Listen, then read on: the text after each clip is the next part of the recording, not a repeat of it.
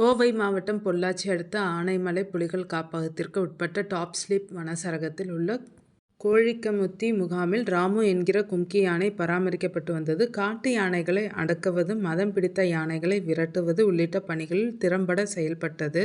55 வயது மதிக்கத்தக்க கும்கி யானைக்கு கடந்த சில மாதங்களுக்கு முன்பு உடல்நிலை மிகவும் பாதிக்கப்பட்டது. இதையடுத்து வரக்காலியர் முகாமில் வைத்து உரிய சிகிச்சை அளித்து வனத்துறையினர் பராமரித்து வந்தனர். இருப்பினும் நாளுக்கு நாள் கும்கி யானை ராமுவின் உடல்நிலை மோசமானது.